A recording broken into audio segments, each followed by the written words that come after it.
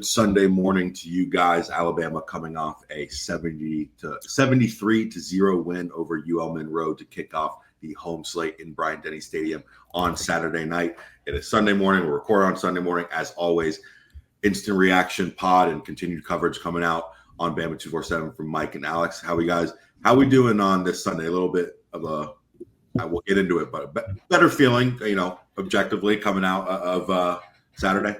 Yeah, a little shaking off the cobwebs a little bit with the quick turnaround, but it was interesting to be in a game that didn't feel like something bad would happen right around the corner, because it feels like that's been sort of the routine for Alabama for a while now. How long did you sleep? I think I got 4.5 hours in, maybe that.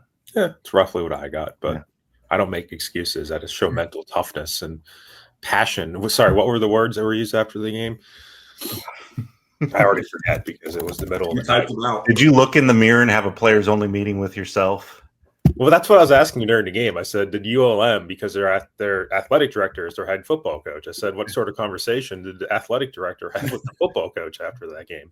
Which, by the way, it doesn't seem like Bryant Vincent talked after the game. Yeah, we'd have his thoughts, but he didn't give any. Right. Yeah, I mean, I think what did DeBoer say? He said it was not timid in any way, their response. It was with power, it was with aggression, and it was with pride. Mm-hmm. That is the way that I woke up this morning. So, look, ULM is not good. We knew that going into the game. I think the game itself confirmed that. In fact, I was looking at Bill Connolly's, he does the stacking of every team, regardless of subdivision or division. And ULM is behind several FCS teams. Like, honestly, I think the Mercer team that came in here last year was probably better than ULM. Not good. And we kind of knew that. Like I said, their quarterback had like a career 50% completion rate coming in. They were not able to throw the ball at all. Like, I mean, the throws that they had were mostly behind the line of scrimmage. Mm-hmm. And then they had that fourth down throw towards the end of the game where they threw it to their other quarterback. Like, what are you guys doing? And they had 2 penalties for fair catch interference. They had a running into the kicker penalty. Kind of a messy team. And I'm sure for Alabama's sake, if you ask Kalen DeBoer in an honest moment, he probably would have liked a little bit more competition than what they got, just to challenge them a little bit more. But at the end of the day, you play who you play, and that's who they played. And they beat the living crap out of them for 60 minutes. And that's what they needed to do, and that's what they did. And you can't really complain about who's on your schedule. So at the end of the day, look, this team, when I say this team, I mean a Kalen DeBoer coach team beat Western Kentucky 63-0 last year. Mm-hmm. They shut out Missouri at home last year. I think they're capable of doing this. They've been capable of doing this the entire time. So I don't know if that necessarily changes the whole perspective and everything. It's mostly what they've done on the road, which has been their problem, and then kind of how they fare against better teams. So obviously it's better than the alternative of messing around against a team like this. They did everything that they needed to do, offensively, defensively, etc. But I don't know, if it means a whole lot beyond that. It was Alabama was in a coma coming out of the Florida State game, and this game was their eyes flickering open a little bit, like, oh, maybe there's life there. Because, I wrote in the column, the score didn't matter. Honestly, the touchdowns didn't matter to me. In the big plays, it was the fact that the sideline wasn't a zombie. Right. And that players were excited for each other and jumping up and down and doing those things that I know can feel performative at times, but fake it till you make it. You got to start playing with some juice. That was the biggest problem coming out of the Florida State game, and at least they addressed that. But to a man, every player we talked to, and even Kalen DeBoer, said, it's one game. Yeah. You got to do it again and again and again and again, and that's been the problem with this team. It was the problem with this team last year. It was the problem with, within the game against Florida State. You start fast, and then you let off the gas, and you don't know what to do. So they need to bring that every single week, but at least it was a sign that this team at least can give you that. So at least we have something to measure it against if it falls short next week or, 3 weeks from now, whatever the case may be. Right. You could tell they were coming out with energy and effort and enthusiasm and all of the above that people said they were lacking last week. And, Even like when Jaden Roberts done it, wasn't his first play. He blocked the guy into the referee behind the line of scrimmage. So every got the message on that. And it's obviously it's easier to go out and do that and push around some guys that you should be pushing around. Can you go push around Georgia and Athens in a couple of weeks? That's obviously the looming question. And nothing that they would have done in this game would have had me sitting here saying, yes, that's going to happen with absolute confidence. But again, if they had not done what they did last night, then it would have only increased some of the questions about them. And the issue seemed to be, and coaches sort of walked around it after the Florida State game, was they played with no confidence. And at the very least, this game should be something where you start to build that. So, maybe when you do get punched in the mouth, because it's going to happen, because you're Alabama and you're going to play a really tough schedule, you're not just going to fall flat on the mat and go into the fetal position, which is what happened in Tallahassee.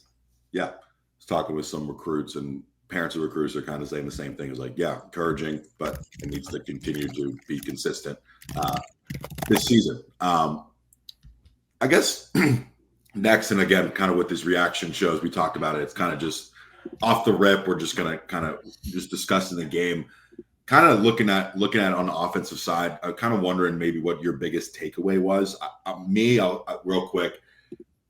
Now I know Jan Miller's out, but Kevin Riley's the guy. I mean, is it his job to lose at this point? I mean, you look numbers wise, he had the most carries. He looks the best out of those guys out there. I don't know. You guys, the floor is yours. The way Kalen DeBoer talked about the running backs, every single time he mentions them, he talks about the lack of explosive carries. Right. The only guy that we've seen who can give you a little bit of that so far has been Kevin Riley. Now, kind of like how AKD ran late in that game, but I don't think they trust him with the whole package right now. But I think it's Jam 1,000%. Yeah. If he's even 75% healthy, he's going to be the guy. But I think Kevin Riley is at that point where you do have to look at him and say, he's the next guy up. I thought Richard Young had a few nice plays, but just not consistently there. Daniel Hill, again, I think Kevin, I think he's earned it, but, we'll see. It was ULM. A lot of people look good against ULM. Walking into the end zone a few times there. Yeah. I don't think it changes Jam being the top guy. Like, I think Jam is going to be back in the role that we projected for him once he's healthy, which he was closer. Like, he was in uniform, in pads for the game, in warm-ups at least. And it wouldn't shock me if he came back next week against Wisconsin. So he's your number one. And I think in the way Kalen's kind of talked about it, even last night, was like, it's still a committee. Mm-hmm. So I don't want to even say that Riley is solidly your number two. I do think he right now is showing the most promise of your three guys, but there's a point last year Richard Young showed promise. He had that long run in the end of the Missouri game. There was a couple times Daniel Hill had a touchdown in the Western Kentucky game last year. So different guys show different promise. I feel like Daniel Hill and Kevin Riley have lost a little bit of that kind of juice, if you will. I mean, they've gotten overtaken right now by a guy who was fifth in the depth chart to begin fall camp, and Riley, who's really kicked it into a different gear. I forget the exact words that DeBoer used last night, but kind of the middle of fall camp, he just kind of hit his stride. And he's probably your number two. I do agree. Like, he's a little bit smaller. I feel like he just kind of wiggles his way through a little bit more rather than just kind of slamming into the guys in front of him. Proctor said that little boy can scoot. I still think the next most effective runner to Jay Miller is going to be Ty Simpson. And I think he showed that. And I think he did a better job on Saturday of knowing when to tuck it and run. And I thought that last pass he threw was an excellent decision-making in terms of he looked like he was ready to bail, but he had his eyes open, and suddenly there's Isaiah Horton down the sideline, just guns it right in there. He's going to use his legs. I don't think he's going to rack up 1,000,000 yards. But I do think he's going to be the guy that they sort of lean on when they need to move the chains inside the red zone. Because, maybe Kevin Riley bubbles up. But we've been down on the running backs since last season ended. Really, since last season period. Mm-hmm. Yeah, it's a good transition. Let's talk about the quarterbacks because all three played. All three had more than one passing touchdown. Again, I know we're going to say this 100 more times. It was UL Monroe, but we wanted to see all three quarterbacks. We felt like that was going to be the case going into the weekend, and they confirmed it was a set kind of plan, so to speak. Alex or Mike, kind of maybe dive a little bit deeper into that, maybe what you saw, and kind of do you agree with the way they handle it? Because I know that was kind of been a big talking point for us as well. What's going to happen beyond Ty? Who are they going to put in first? What's the leash look like, etc.? Yeah, Mike and I talked about how lukewarm they sounded on Ty coming out of the Florida State game, and I think what we heard last night was further confirmation that they said, "Look, Kalen used the word quarterback competition. We are not putting those words in his mouth." He used the word competition twice, and then he used the word quarterback competition as a whole. Right. I think I don't think they ever thought like we're going to pull the string on Ty, but I think he looked at them and just said, "Hey, we got to do better." And if Austin was going to get a series in that first half, no matter what, I do think they put Ty back in to get him that end of half sort of scenario to see how he would handle that. And he handled it really well. But I like what they did. I like that, it reminded me of Saban a little bit that, look, there's competition at every single position, and quarterback is not exempt from that. And I think Ty, to his credit, responded in a really positive way. I thought he looked really good. We should get like the old CDs. Kids don't know what the hell we're talking about. The explicit warning, there needs to be the ULM warning, which means take everything with a grain of salt. But the decision-making was so much faster for him. He looked so much more confident. And again, guy coming at you, it's totally different. But like I said, that Isaiah Horton pass, like he wasn't thinking, he was just playing football. And when he does that, he's got something to his game. So I really liked what he showed as far as the next step. Got to carry that into Wisconsin. And I think ultimately I think DeBoer, Nick Sheridan, Ryan Grubb probably better served to say, look, keep competing, guys. Like, I know we got Ty as the starter. I know you guys are, Keelan and Austin, your number two, co-number twos, but all three of those guys I thought looked pretty good. And I think they, against Wisconsin, keep doing the same thing and see how they respond, because Wisconsin's not a good football team. They're a much better football team than ULM. Right. I think their over-under on wins right now is 4.5. Which is pretty ridiculous for a Wisconsin football team. But I thought the same thing about the quarterbacks. I think Kalen DeBoer has sent signals that he wasn't thrilled with what he saw out of Ty in the opener. Obviously, there was people coming to the defense of Ty. I think there's a lot of nuance with his game in week one. But ultimately, I think Kalen looks at him as a fourth-year player. He doesn't necessarily see him as like, here's his brand new starter or quarterback that we're just going to let grow into the role over time and time. Like, I think he wants a lot out of Ty early. As he said in the pregame interview before last week, said we expect a lot out of him. He's a redshirt junior. So I think there's a high bar for Ty, and I think he obviously met it in this game. But I really got the sense that they wanted to see Austin Mack too, with a legitimate shot of, if it didn't go right for Ty, if it went really well for Austin Mack, where would that leave us? I don't know. So it's always a very delicate line. I think a coach kind of has to walk there, but the signals were definitely sent by Kalen before and after the game. And obviously there's no question right now that Ty Simpson's starting against Wisconsin. But this is what we discussed in August too. Like, competition continues. That was always Saban's message. He made changes at quarterback in September before. So it's not unheard of. It's not crazy to think of it that way. But when you go 17-17 for 226 yards and 3 touchdowns, it's pretty damn good. So you don't throw any completion, you're not going to get benched. That's a good way of approaching life, I guess. Yeah, absolutely. Kind of putting a bow on the offensive side of the ball. Do we want to talk about Keelan and Austin real quick? Yeah. Yeah. Austin was okay. People need to not get carried away. They're going to look at the stat line. They're going to say he was really good. I thought that one drive when he came in the first half and he led the touchdown drive, it was great. He was with the right direction with the football. He was not accurate with the football, though. Every one of those passes was a couple feet off of where it needed to be. I don't know if it was just jitters, but he's a guy who just looks great throwing the football, walks out in the field and goes, my God, that guy should be playing on Sundays. But there's something a little bit off there. Whereas when you watch with Keelan, it just looks natural. Like that touchdown pass he threw, and just the split second, he was taking off, he was running, then, oh my God, there he's open, and he flicks it out there, and it's right on the money. It just reminds everybody, like, look, this dude is a 5-star for a reason. And yes, where's the explicit warning? ULM, ULM, ULM. It's just the way it looks. You know it when you see it. And with Keelan, that was confirmation that, oh, yeah, this guy's got something to his game. I'm not ruling out Austin.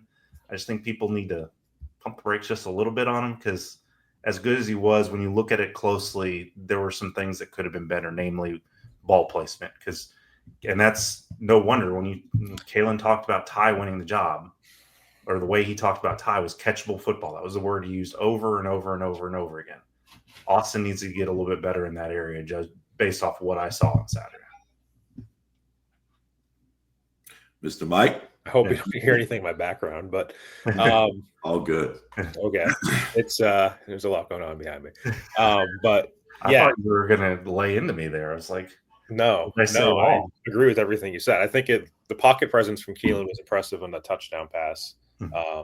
He kind of, if I remember correctly, kind of slid to his left and kind of found that opening, which I think it's all what DeBoer wants. And we go back to like Ty and his running ability.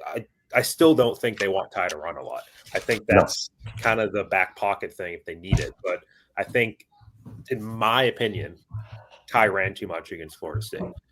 And we heard Ryan Grubb reference that a little bit, just in terms of trying to stay in the pocket more and kind of stay calm. And then we heard DeBoer last night make reference to Ty and not, again, I forget the exact word, not panicking as much when he was when he had the ball. I'm trying to find a quote. I can't find it, but I think the perfect scenario for Ty is throwing the football downfield to the receiver, especially off the play action game.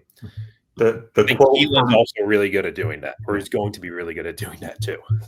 The quote from the preseason camp that people need to remember from Ryan Grubb was, you're better off with your starter being able to throw the football in this offense than run it. He said it clear as day. Right. So I think someone's at my door. You guys keep talking, but yeah. So I think behind you too. Yeah, I think there's no doubt that Ty will use his legs. They want him to do that. They want him to be unafraid to do that. But I don't think they're going to design a bunch of quarterback runs for him. I just don't. That's not really his game to begin with, and it's not going to do the most for the offense. Right. Yeah, it's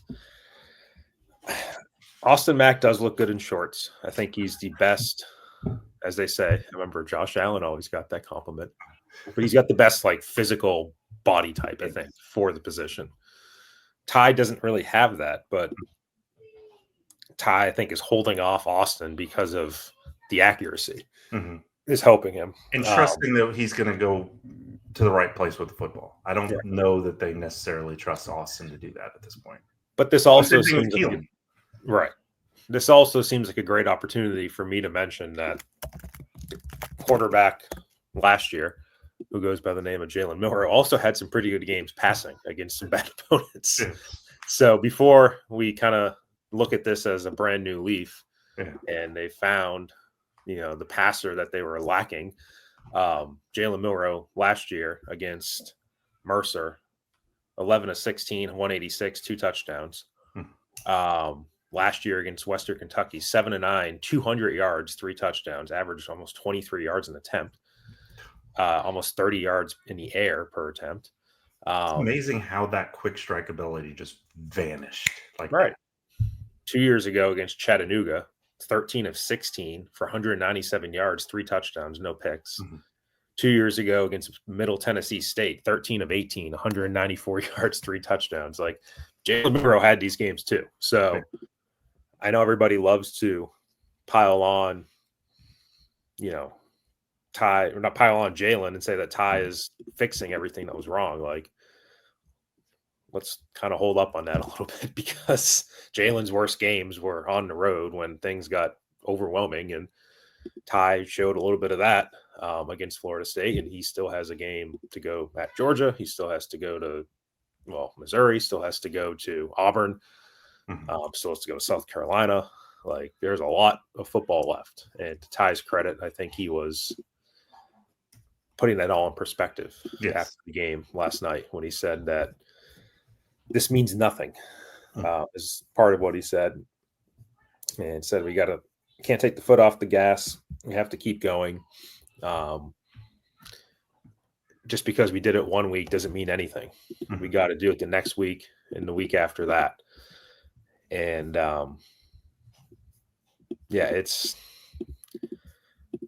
is what it is. But at this point, what did you think of the receivers with Ryan Williams out? I think they were fine with Ryan Williams out for this game. Yeah. Now, there's kind of this idea of, like, was Ryan Williams a decoy against Florida State, and was that helping Jeremy Bernard? I don't know if I totally buy that, but I've seen it. That's insane. Why would you throw to a decoy as much as they did? Right. If the decoy wasn't catching passes against Florida State, it's like throwing a rope-a-dope. I'm not going to catch the football, so somebody else can. Doesn't make any sense. But, I think when Ryan Williams comes back, and I think the signs of that are probably Wisconsin, given he was warming up for this game in a helmet and pads. I don't know if he had cleared the protocol and they just weren't going to play him, or what the case was. But when he comes back, is he on the field for the first play? I don't know. Like, maybe they're in a two-receiver set, and it's Horton and Bernard, and I think that would be perfectly fine.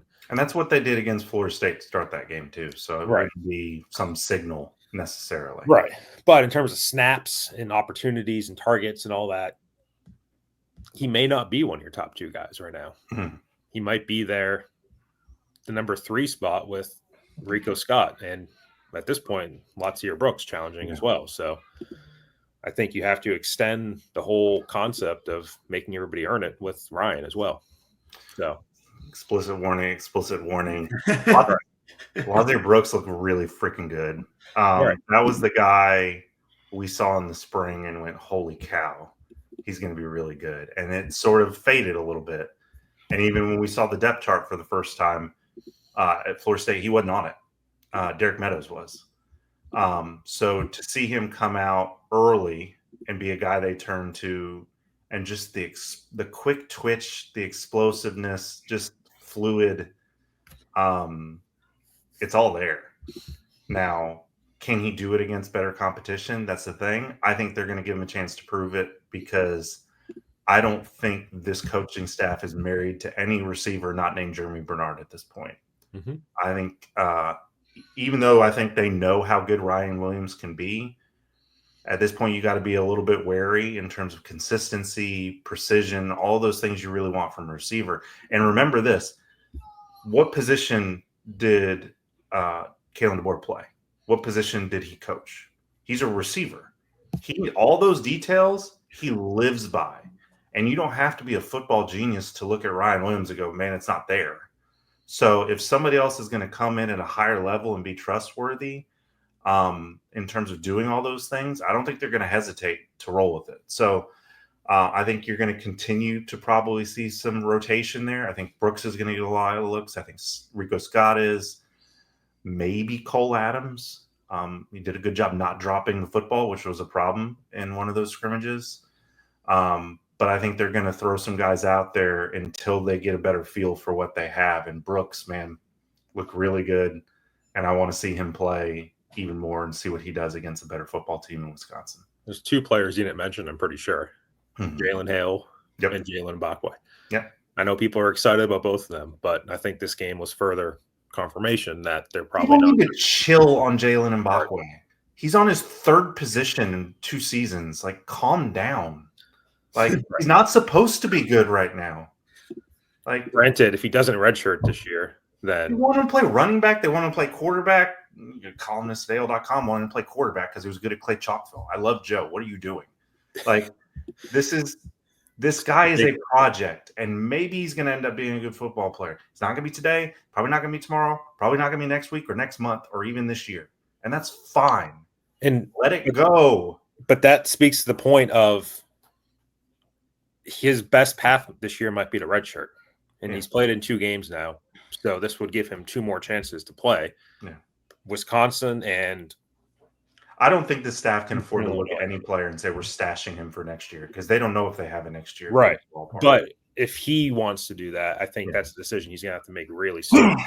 Because yes, he is a project, but in this case, he would be a project who by the end of this year, if you don't redshirt, would have played 2 years. Yeah. And then you only have 2 years left. And you have barely played at either position that you've tried. So that's an interesting dilemma. Obviously, Keon Keeley didn't play as much as some people might have hoped. Just hasn't. Just for you, Mike. He did play more snaps than Jordan Renaud, but he came into the game after Renaud. You want to know who had the most pressures in the game? Keon Keeley. 3 of them. He played more snaps than Jordan Renaud. Jordan Renaud still ahead of him. That's our transition into the defensive side of the ball. Right. Well, I'll say this. Just one more thing about the offense. Yeah. I think the offensive line is still an interesting place to watch a little bit. I don't think Jaden Roberts is really – I don't get the sense he's going to be starting next week. I know, like, everybody's thinking, like, oh, here's a second-team preseason All-American, et cetera. Geno Vandermark and Cam Dewberry played most of that game in front of Roberts. He rotated in, I think, the 4th possession. Roberts didn't play that many snaps. I think it was 12 or 14. I just don't know how much he's going to play. And then the right tackle spot is a little bit interesting as well if Michael Carroll comes along quickly, because that was Ola Salonen for a little while, and then he's kind of moved back inside the guard. And if they feel really good about Carroll, he's a guy that eventually is going to see the field. Just lastly on the offensive line, today I was kind of running around towards the end, so I wasn't paying as close attention when it was 73-0. But did they have shame? Told myself there. But what younger O lineman did they get in the game? In that, not a whole lot. Not really. It didn't seem like a whole lot. No, it's basically just their second line. Yeah. So William Sanders, who's younger, but he's not a freshman. William Sanders, the fullback. Yeah, and I love it. Fullback. Why not? And I mean, Carroll and Lloyd, the 2 freshmen tackle. Joseph Ionata, who's their backup center. Yeah. And I think Wilkins. Olas. I think Wilkins got a problem on his hands right now. I think Michael Carroll plays with that juice. Well, that's what I was going to ask you. Is it a Wilkins problem or is it the people behind him? Yes. Oh. Right. Yeah. Right. Wilkins' problem is Michael Carroll. Right. And I don't know what happened, but if perception is reality and Wilkin Formby is throwing up before the season opener and then doesn't play well, it's not good for him. And it just hasn't gotten – he was a guy who needed to start fast to sort of put last year behind him, and it just kind of hasn't happened. And that was one of the first moves they made in this game in terms of rotating guys was getting Michael Carroll on the football field.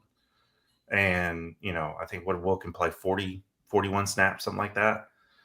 So he played a good bit, but it was clear they wanted to get a good look at Carroll, and I thought Carroll played well.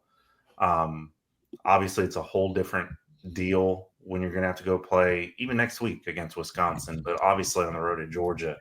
But I think there's a very short leash on Wilkin Formby right now because they know they need more out of their offensive line, and they know that's one of the positions where knowing what Carroll can do with the upside that he has, I don't think they're going to hesitate if it looks like they have to make a move there.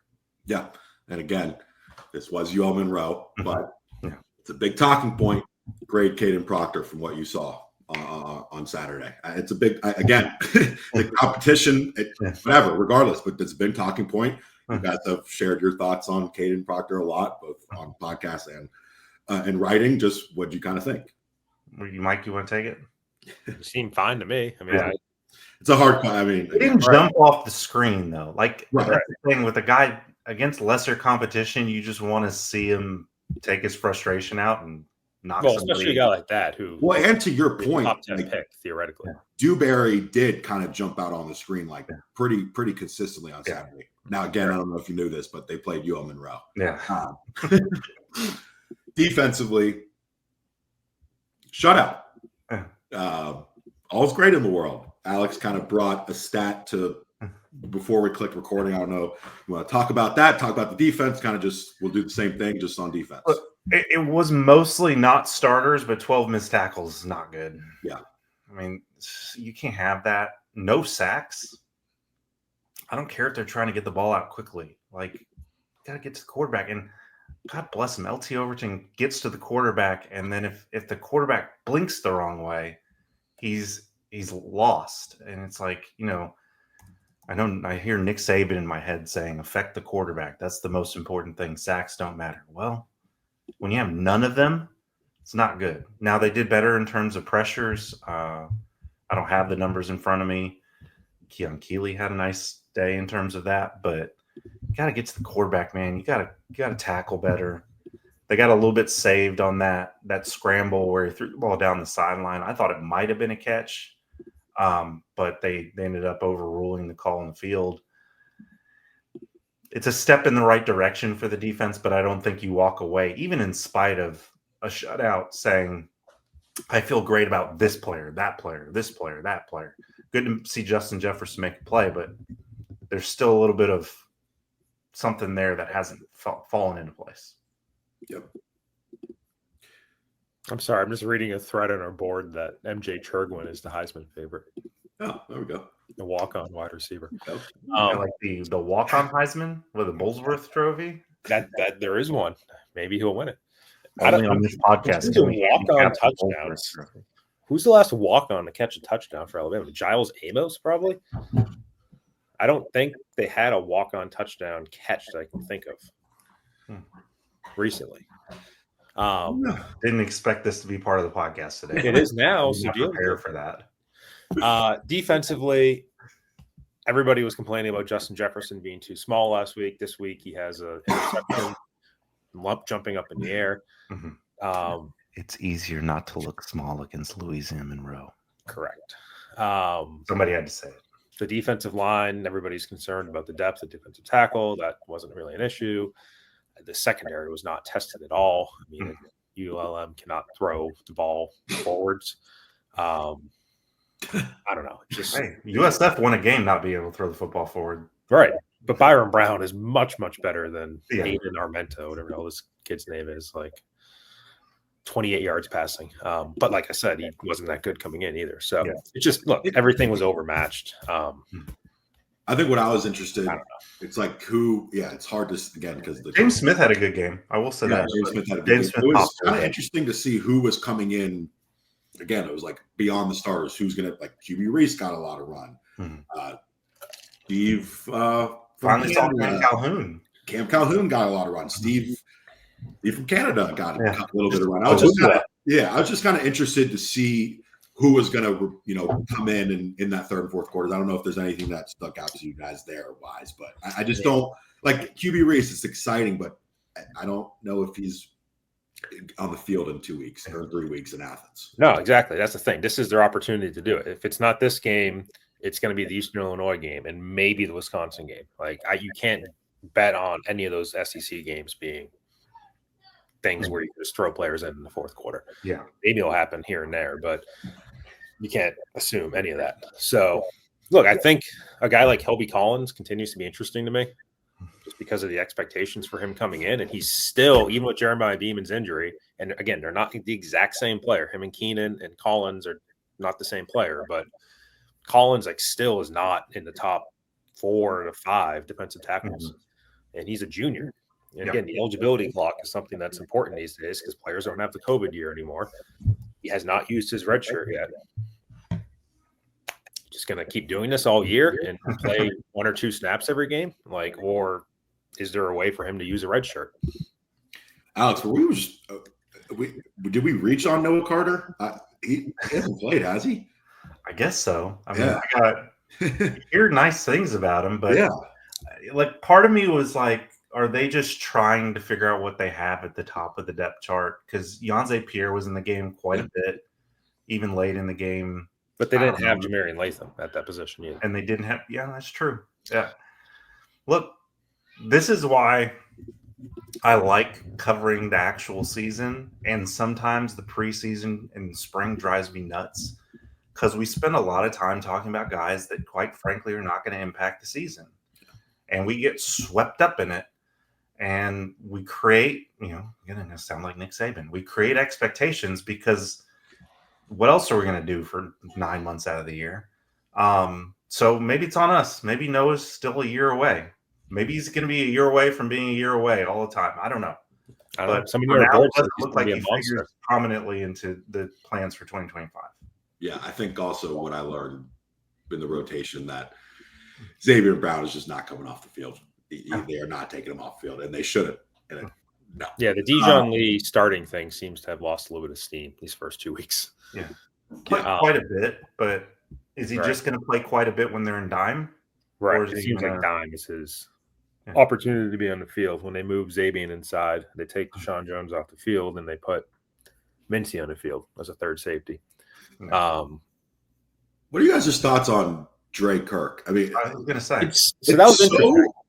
Like on our board on Twitter, it's so like half the crowd. Oh, he's just Dre Kirk's kid, and but he's made plays, and he was brought up by the staff in the spring and the summer as well. But then you didn't hear from him, and now he's brought up as the guy who was going to play Husky, and now he's playing safety. And Red Morgan, who was going to play corners, now playing Husky. I'm like, what is happening? Right. They've moved guys around because Kirkpatrick, it seemed like beginning of camp was your backup Husky, and then all of a sudden he's not playing Husky, and he's your backup safety. Look, I think he's exceeded expectations for a 3-star kid coming in. He played last year as a freshman on special teams. He didn't redshirt.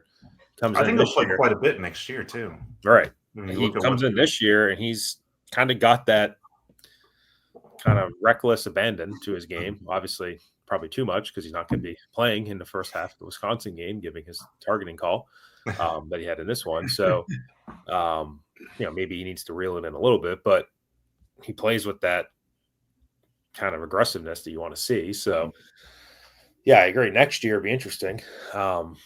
When Keon Sabb's most likely gone, Bray Hubbard will probably still be here. I mean, I don't know if he's coming out. 5-star coming in that Brett I want to talk about too. Yes, 5-star coming in. Ivan Taylor's around. Yeah. Maybe that Husky spot. You'll see what happens. Obviously, Deshaun Jones is leaving, so maybe next year is a bigger opportunity for him. Yeah. Trying to think anything else on the defensive end. I think we could probably start to wrap it up a little bit before. No, we've gone deep. We go deep here on Roll Pod. Special teams looked A-okay. Perfect. Anything tomorrow? Points with authority. Alex already kind of threw a jab at the Florida Gators and Billy Napier. Just anything else nationally that anyone wants to discuss for a couple minutes? No, it was a terrible week of college football. This board told me I was stupid for saying that Alabama was going to lose to Oklahoma. I think Oklahoma's going to be really good. I think John Mateer is going to be really good. I think that defense is really good. I think they're a scary football team. And while Michigan's not great, they're good, and they took care of business. But no, the big story coming out of the week is by far Billy on the clock. And why in the hell did you give your athletic director, which you hate every other day, a 3-year contract extension 4 days ago? I was telling because beating LIU really did it for you. You love Todd Golden, the basketball coach, so much, and he just screwed you over in basketball because the AD got extended because he won. Basketball coach won a national championship. Not good over there. And hey, maybe Florida State's basketball the best team in the country. 77 points yesterday. I think they won 77-3. With Alabama gunning for it, like we got to get 78. Just right. Hey, you know what? Actually, we do have to talk about this. Mike Clemson. Oh yeah. Oh boy. Comment? Concern?